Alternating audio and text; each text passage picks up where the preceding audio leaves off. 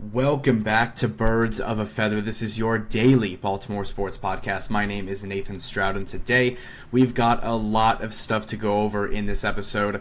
All from the Orioles to the Ravens to the Orioles trade deadline news. All that stuff is going to be happening in this episode today. So there is a lot to go over. So make sure you buckle up, strap in, and get ready for a lot of talking and a lot of recapping going over Baltimore sports. So I'm going to go over some of the Ravens stuff first. Then I'll get into the Orioles trade deadline stuff, and then I'll go over the Orioles games in more detail. But when it comes to the Orioles games, the Orioles just finished their second game of the doubleheader literally like 5 minutes ago. The Orioles won both games today of the doubleheader, and both games were completely opposite of each other. The first game was an absolute blowout win for the Orioles. They won that game 16-4. The offense continues to stay hot. There was 4 home runs hit in that game, 19 hits, 16 runs. It was a spectacular performance of offense in that game. The Orioles bats showed up. They showed out. Multiple different players in that game had amazing games, and it was really cool to see that game go down. And after that game, the series was split. 2-0 in the Orioles' favor after the first game, and then there was a little bit of a break. And then there was a trade that happened in the middle of the break, in the middle of Game 1 to Game 2 of today's doubleheaders. So between both of the games, there was a trade that happened regarding the Orioles and the Blue Jays. And it was the Orioles sending Seranthony Dominguez over to the Blue Jays for the Blue Jays' number 10 ranked prospect, who is a pitcher who now is the Orioles' number 8 ranked prospect. So there was a trade that happened between the games in the doubleheader that involved both of the same teams that were playing against each other in the middle of a series. It was a crazy series of events. Seranthony Dominguez gets traded over to the Blue Jays, and what he did in the middle, in between both of the games that happened today, what he did, he literally walked over from one clubhouse over to the other one. It was a crazy series of events, and Seranthony Dominguez actually pitched in the second game of this doubleheader for the Blue Jays just a few hours after being traded from the Orioles. So a very rare but very cool and interesting and fun little thing that happened today regarding the Orioles. When it comes to the return that the Orioles got from the trade, I am very happy with it. It's a pitcher who has about a 3.5 ERA over in Double-A. He's 23, still got a little bit of ways to go, but he is somebody that can be a key part of the Orioles, either bullpen or starting pitching rotation here, maybe next season or the year after that as well. So we'll see what happens with that. I do like the return. He's now a top 8 prospect for the Orioles on their board, so I'll take that 100% of the time. But in the second game of the doubleheader, the Orioles ended up winning that game 3-2 in a very close, nail-biting finish to that game. Corbin Martin went out there and got a huge save, his first save of his career, because, again, obviously the Orioles are very much down on bullpen because there was a doubleheader today. They played yesterday, and they just traded one of their highest leverage pitchers in Seranthony Dominguez, and they already used a couple of their other ones today, like Andrew Kittredge. So the Orioles were down a lot on their bullpen, so they had to rely on Corbin Martin to go out there and get a one-run save against the team with the best record in all of baseball, and he went out there and he did it. It was close. There was runners at second and third with one out, but he was able to strike out the next 2 batters and move on, and the Orioles got the win. They won both games today, the doubleheader.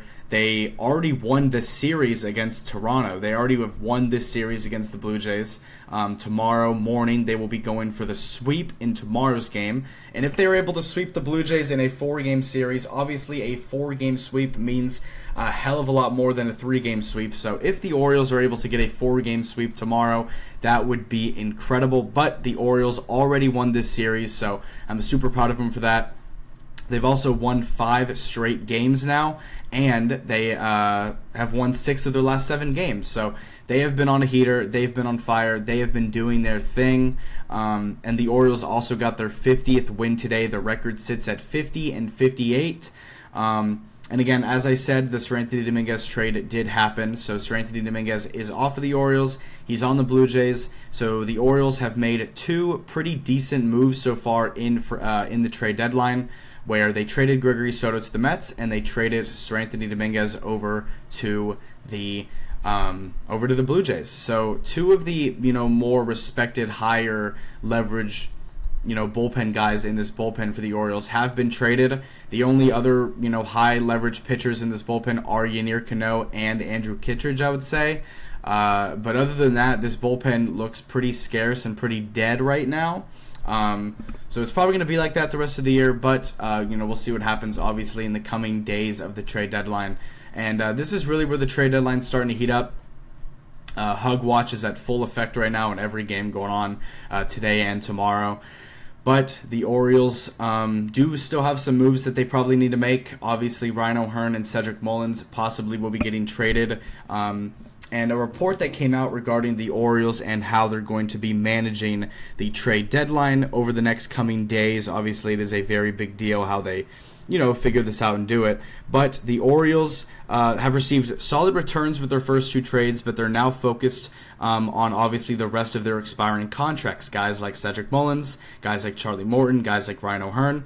But they're also being involved in trades with controllable starters, such as guys like Ryan Gore, or such as guys like Joe Ryan, or Mackenzie Gore, or Sandy Alcantara, or guys like that. So there's players that are out there, like the 3 that I named, Mackenzie Gore, Joe Ryan, Sandy Alcantara, guys who are controllable for next season as well. Very similar to like the Zach Eflin trade, how he had an extra year of control. The Orioles are looking at pitchers who have an extra year of control on them that are also on the trade market. So the Orioles, in a way, are also being buyers at the same time that they're being sellers. But they're not being buyers necessarily to try and save this season and obviously make a playoff push and, bolster up the starting pitching for this season. While that, I'm sure, is a part of it, the big reason why I think that they're semi-buyers right now, or at least looking, is because, again, this Orioles team still is under the presumption that they are going to be competing and trying to win games next year, with young guys, with some veterans, and obviously some really good starting pitching surrounding these young talent. What they didn't do this offseason, they need to go and do this offseason. So the Orioles have an opportunity to make their starting pitching better. So at the same time, if the Orioles do go out there and trade Ryan O'Hearn and Cedric Mullins, don't be surprised if they go out there and trade for a guy like Joe Ryan or Mackenzie Gore, because that would boost up this pitching core for next season, and then the Orioles starting pitching for next year would look even better, and then they can go out there and compete, forget that this season ever happened, and just move on back to our winning ways. And that's very smart by Mike Elias, I would say. It's smart that he's looking at that because he understands that, again, this team is going to be in a position to have to win next season as well. And I think that Mike Elias is doing a good job, doing what he needs to do in, potentially upgrading this pitching staff right now, so the next season you can have them and they'll be a lot more comfortable because they'll be used to the Orioles system for the rest of this year, get them some reps and do whatever they need to do. So that's going to be very interesting to see what the Orioles are going to be doing. From what it sounds like, at least, the Orioles have been very active on the phones, whether that's being semi-buyers or whether that's selling players. Obviously, they've already made 2 moves as of right now, and I'm sure that the Orioles are nowhere near done at making moves. But there is, the rest of tonight, there's all day tomorrow, and then there's really only like half a day on Thursday. So if any big trades are going to have to go down, it's honestly going to have to go down tomorrow or Thursday morning. So no matter what happens, we're in for a treat to see what the Orioles decide to do, because it's going to be very interesting to see the direction that they go in. Also, this Orioles team, again, they still have a lot of work to do to get back into the season to seriously potentially be playoff contenders to make the playoffs, but they are 50-58 right now. On paper, from the eye test, that record does not look horrible. It looks a lot better than the 45-58 record, which is what they had before this 5-game winning streak. But a 50-58 record, it doesn't look as bad. They really have brought this back. They were 18 games below 500, then they brought it all the way back to 7 games, and then they went all the way back down to 13 games, and now they're back up to 8 games. So it's been a very fluctuating process so far for the Orioles this season. But the next thing that I want to go over is about the Baltimore Ravens and kind of what their training camp was like today.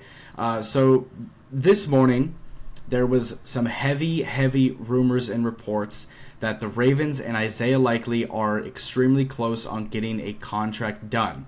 And all the reports were saying that the contract is, pretty much finalized and done, or either it's finalized or done, or that it was done and that they just have yet to announce it. So either way, it looked like the Ravens had Isaiah Likely locked down on a multi-year extension that was going to surpass Jake Ferguson's extension that he got the other day. Jake Ferguson, starting tight end for the Dallas Cowboys, he got, I think, a 4-year, $54 million deal, and the Isaiah Likely contract would have surpassed that. And there was all these reports that it's done or that it's very close to being done, and the vibes were really high because at the same time that was going on, the Orioles were kicking ass and winning 16-4 over the Blue Jays. So as a Baltimore sports fan, who obviously keeps track of both stuff, as I know many of you do, it was very cool to see everything go on. We were all on a high. It was going great. Things were going great. But there is a good news and bad news part of this story. Again, the good news is that there was a contract extension in place, reported in place. They were waiting on the announcement. Everything was looking good. They were potentially going to announce it after practice. Everything was looking great and fine for Isaiah Likely. It was looking good for the Orioles. Everything was looking nice in the city of Baltimore, and just overall, the vibes for Baltimore sports. But the bad news of the entire situation that happened today was that Ravens tight end Isaiah Likely was carted off to the locker room at the end of practice today, suffering an apparent lower leg injury. And when this report first came out, it was extremely concerning. Obviously, when you see that someone got carted off, when you see that it was a lower leg injury, anytime that a cart's involved in football, it's obviously a very big deal. So, and from some other reports were saying, and from people that were there, this was literally the last rep of practice on these little one-on-one end zone drills. And Isaiah Likely was carted to the locker room at the end of practice, suffered an apparent lower leg injury, and at the time, people were freaking out. Rightfully so. It was a very big deal, and Isaiah Likely is really looked at as an X factor of this offense. He was due for a breakout season, and from the way that it was worded, it really did sound like it could potentially be an Achilles tear or an ACL tear or something like that would have kept him out all season.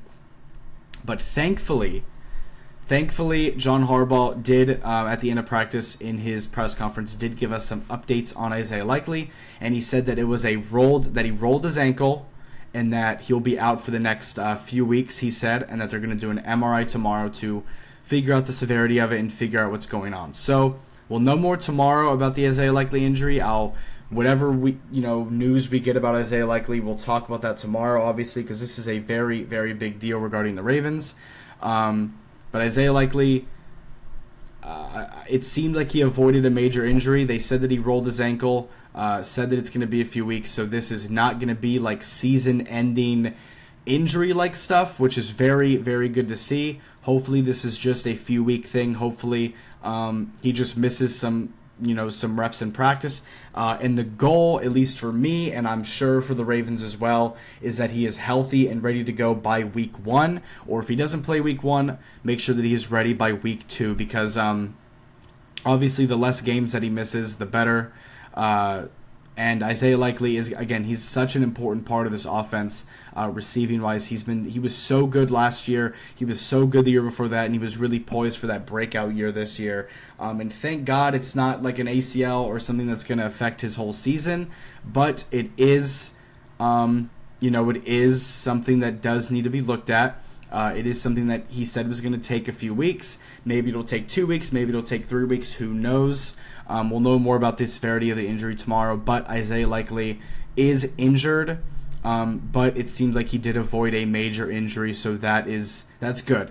And another thing that people were kind of clarifying with the whole carded situation is that the training facility is so far away from the practice field that them going on the cart is really just so they don't have to walk all the way there. So that, makes me feel a lot better about the injury. Obviously, it still sucks. You would rather, obviously, him not get hurt, but at least it did happen now and not later on in training camp for him to miss games in the regular season. At least it happened at the beginning of training camp, so there's a way more likelihood that he'll be ready by the time the season starts. And some other stuff that I wanted to talk about regarding the Ravens is about just some some updates and standouts and notes going on from the training camp via The Athletic. Former ref Tony Michalik is with the team helping with rules and penalties, which is a big deal because the Ravens actually led all of the NFL last season, if y'all remember. The Ravens led all of the NFL last year in penalties and yards per penalty, so it was bad. It was bad for the Ravens. There was a lot of offsides, a lot of defensive stuff as well, a lot of pass interferences, a lot of things going on with the Ravens and their penalties. So they led the entire NFL in penalties and penalty yardage. So getting a former ref to go out there with the team and help them obviously is going to help in a big way. So hopefully the Ravens do not finish last or finish first really in penalties and penalty yardage, and hopefully they can get that cleaned up because there was a lot of instances this season where that really did affect this team. So, and obviously that's a big part of the game as well is, penalties and stuff like that. So hopefully the Ravens can get over with that and just get a lot better with that, and obviously having a former ref there is going to help them out a lot. Another thing is about Mike Green, who continues to impress everybody. Obviously, in yesterday's episode, I showed y'all some videos of him in practice, of him absolutely bulldoze rushing through the people with the pads, and he has been going crazy in training camp so far. Obviously, Mike Green, we understand the risk of drafting him. We understand the off-the-field stuff, but in terms of football and with the Ravens, he has been impressing a lot of people and turning a lot of heads, much like other rookie Malachi Starks. Tez Walker looks like the most improved player so far in all of Ravens training camp. And Tez Walker was someone that the Ravens drafted last season. He played at North Carolina. He was a big deal with the whole eligibility of playing and likelihood and transferring and all that kind of stuff. It was a big story in college football. If you guys want to go look it up, I would recommend it. It was actually a pretty interesting story. But the Ravens drafted him last season. He had a lot of potential. He also was a big fan favorite among people in college football. So the Ravens got him in a late round draft pick last season.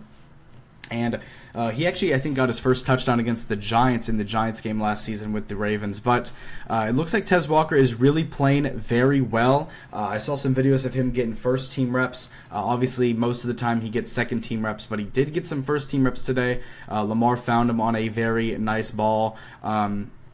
And Tez Walker has looked very, very, very good. And he's really honestly fighting for those wide receiver 3 snaps with DeAndre Hopkins. Obviously, you've got Zay Flowers. Obviously, you've got Rashad Bateman. You've got DeAndre Hopkins. And honestly, you might have Tez Walker as that solidified wide receiver 4/3 in this offense. And we'll really see what happens. I'm really excited to see what Tez Walker can do for this Ravens team, because at the same time, all he can really do is help. He was someone that I was very excited about and had a very high ceiling on, but Tez Walker looking like the most improved player so far with the Ravens and the training camp. So hopefully he continues to do well, and hopefully in preseason he gets a lot of reps as well, because I would love to watch him in preseason. Another thing is about Lamar Jackson's speed. There was a play today in training camp where Lamar Jackson had a 65-yard rushing touchdown. The Ravens posted a video about it. It was crazy. It was vintage Lamar in training camp, 65-yard touchdown. Lamar is just doing Lamar. We understand what he can do. That's the MVP. Obviously going for his third MVP this year. He should have won his third MVP last year, but that's another conversation for another day. But Lamar Jackson, his speed remains unmatched. Again, as this article says, his speed remains unmatched. He continues to be the Lamar Jackson that we know. And Lamar is just Lamar. We understand this. This is not surprising, but it's nice to see that Lamar is still being the guy that we know and love. Roquan Smith's conditioning is showing. Meaning that Roquan Smith has been doing his thing. Obviously, I think I saw today that in training camp he was very, very good in training camp today.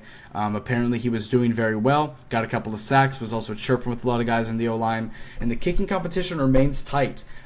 Recently, Tyler Loop obviously started off really good, and then recently it's been a little bit bad. And then Brett Hoyland, our other kicker, started off bad, but has been doing really good recently. So we'll see who ends up winning the kicking competition going into the season. I do think it's going to be Tyler Loop if I had to put my money somewhere, but we'll see what happens at the end of the day with that. So now going over these Orioles games, we're going to go over two different Orioles games that happened today. Obviously, we're going to start with game number 1, where the Orioles won this game 16-4 in a big blowout win. They won this game by 12 runs. An overall just excellent game by the Baltimore Orioles.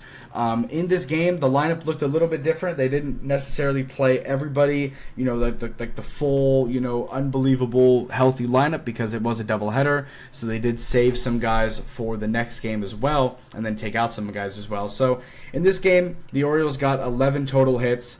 They also got walked 3 times. They hit 4 home runs. They went 7 for 15 with runners in scoring position, and they scored 16 runs in this game. Multiple different players had multi-hit games. How many were there? 1, 2, 3, 4, 5, 6. 6 different Orioles had multiple hit games. And there was also an Oriole that had a 2 home run game, and then 2 other Orioles had home runs as well. But starting off with the leadoff, Jordan Westburg had a 4-hit day today. He had the most hits of any player in this game. Jordan Westburg went 4 for 6 with 4 runs scored, and he drove in an RBI. Jordan Westburg continues to just do so well, and he continues to show how important of a bat he is in this lineup. Ramon Laureano was DHing in this game. He was batting second. He went 3 for 5 with 4 runs scored as well. Ramon Laureano obviously continues to do well and impress. And then Gunnar Henderson in this game goes 3 for 4 with 3 runs scored, 4 RBIs, and he had a home run, and he got on base with a walk. So Gunnar Henderson had a home run in this game. He drove in 4 runs. He had 3 hits. He also scored 3 runs. Gunnar Henderson was all over the stat sheet today. 3 runs, 3 hits, 4 RBIs, a home run, and a walk. Gunnar Henderson, again, it's Gunnar Henderson at the end of the day, guys. We understand what he's capable of. We understand what he can do. Shout out to Gunnar Henderson for an excellent game today. And also seeing Gunnar get a home run was very nice to see as well. It's been a while since Gunnar's got a home run, but he's back on the board with that home run that he had today. And then Jackson Holliday got brought into the game, but he brought in an RBI off of a sacrifice fly. But speaking of a sacrifice fly, the Orioles in this game actually tied the Major League single-game record for most sac flies in a game. So that was a nice little fun thing that happened throughout this game. Jackson Holliday was the one that actually brought in the fifth run via sac fly, so that was cool to see. Tyler O'Neill is the next guy in this game that I want to talk about, and I mean, there's just so much that you need to talk about regarding Tyler O'Neill, and most of it is the fact that this was his 4th straight game in a row where he hit a home run. He went 2 for 3 in this game with a run scored, 4 RBIs, a home run, and a walk. Tyler O'Neill has brought his average all the way up to a 225. Obviously, that's still not a great average, but from what it was at, it's a way big improvement. Tyler O'Neill continues to just mash the ball this season, at least recently in these games. This is his 4th straight game in a row with a home run. We'll talk about what happened in the next game that happened later on in the game that just ended. But Tyler O'Neill did get a home run in this game, 4 straight games with a home run. And he continues to just do his thing. Had a multiple hit game, drove in 4 runs in this game, which was tied with Gunnar Henderson for the lead on this team for RBIs. So shout out to Tyler O'Neill. Ramon Urias in this game, he goes crazy. He goes 3 for 4 with 2 runs scored, 2 home runs, and 3 RBIs. So Ramon Urias, multiple hit game, has 3-hit day, 2 home runs, 3 RBIs. He went crazy. Cedric Mullins in this game went 2 for 3 with 2 RBIs. And then Kobe Mayo in this game was actually really one of the only players that didn't do a lot. He went 0 for 5 with 2 strikeouts. Again, we still will continue to trust Kobe Mayo until the wheels fall off or until he shows a reason for us to not trust him. Yesterday, he had an excellent game. Today, not so much, but it is still okay. Colton Cowser in this game goes 2 for 4 with an RBI. And then Alex Jackson goes 0 for 4 with 3 strikeouts. So overall, the Orioles offense had a fantastic day of work. They went out there, they did their thing, and they got a big 16-4 win. Going over to the pitching, Charlie Morton was the starter in today's game, and he actually got credited the win, but it was very deserved. He fought extremely hard in this game. He got through 6 innings of work, through 100 pitches in 6 innings, gave up 8 hits, 3 walks, and 3 runs. But when your team wins by 12 runs and that's your stat line, you're going to get credited with the win at the end of the day. So Charlie Morton gets credited with the win, 7-8 on the season. This potentially was his last outing as an Oriole. He has a lot of trade interest going around, and with the game that he just had, I think a lot of teams will look at this, see the fight that he had, and potentially want to go out and give up something to go get him. So Charlie Morton, again, 8 hits, 3 walks, 3 runs, but he does end up getting the win. Ynier Cano is perfect in this game, and then Geraldo gives up a solo home run in the 9th inning. But this game was a long over. It was more of a Chris Paul hits a 3 to cut the lead to 42. So one of those situations that happened at the end of the game. But the Orioles win this game by 12 runs. It was an excellent, excellent win for the Orioles.